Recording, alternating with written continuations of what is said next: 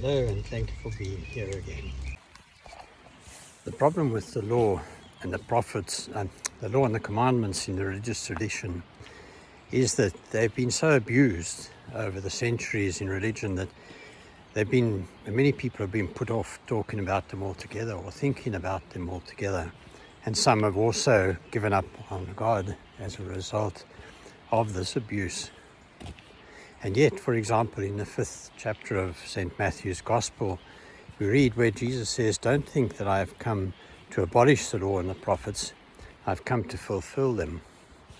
And this is true in the sense that Jesus came to teach us how to live these commandments and this law, because he brought this overriding law of love one another as I have loved you.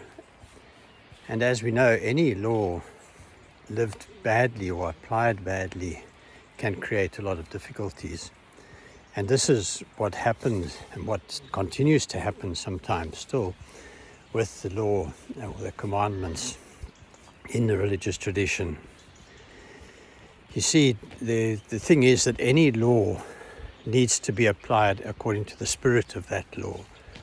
And so if we take the law to be just something word for word as it's written down and we just apply that very strictly, there are problems. That's why we have courts of law, because although the law may say something, the actual case itself may have a different connotation and so may need a different decision.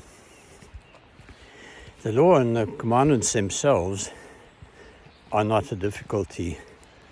As I've said in a previous talk, if we look at the commandments, and for now looking at those interpersonal commandments, they obviously are the way to live if we want to have good relationships between people. So honor your father and your mother, don't kill, don't commit adultery, don't steal, don't covet your neighbor's goods, and so on, are all things that we can see would make for a better life for everybody concerned. It's when we look at those in the wrong way, as I say, when we try to apply them just as a cold thing and not have any heart behind them, that they become problematic. The difficulty that's arisen from this abuse of these laws and so on, of threatening people with them, and if you break the law, you don't keep the commandments, you're going to suffer forever type of thing, is that it leads to the wrong reaction. You don't achieve what you're hoping to achieve sometimes.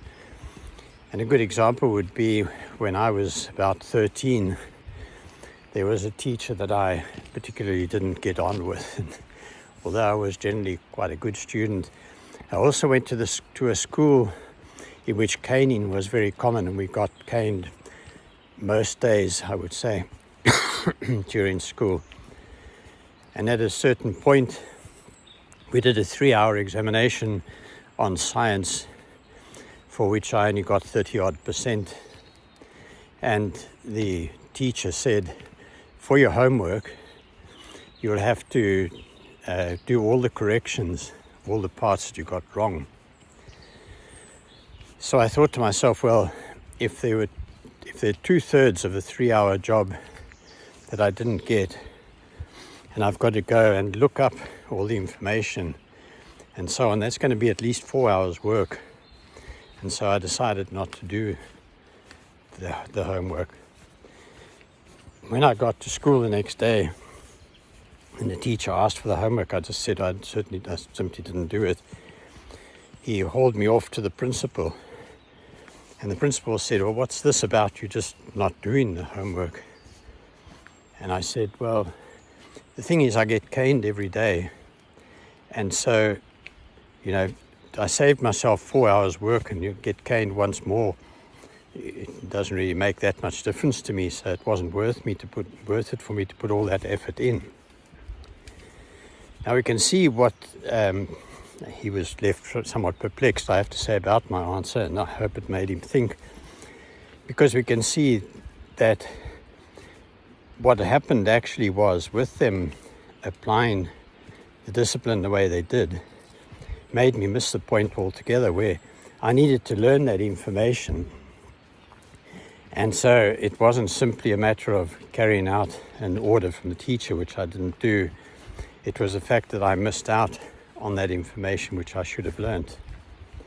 And this is what happens to people when you stress the commandments so in this negative manner, with a threat of punishment behind it, is that eventually people can just give up and say, well, then, God's going to be angry with me anyway. I'm very unlikely to get to heaven, so, if he punishes me, he punishes me.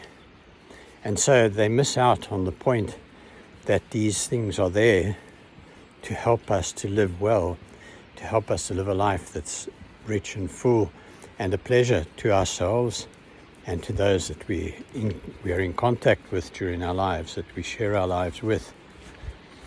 And so, as I say, the commandments and the laws themselves are good.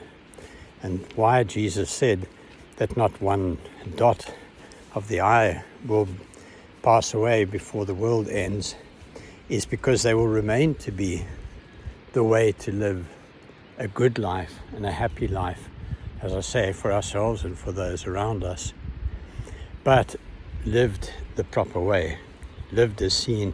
This is the way that it makes sense to live.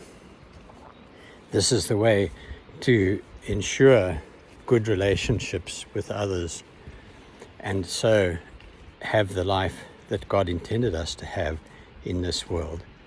And overarching all of this, of course, is that new commandment: love one another as I have loved you.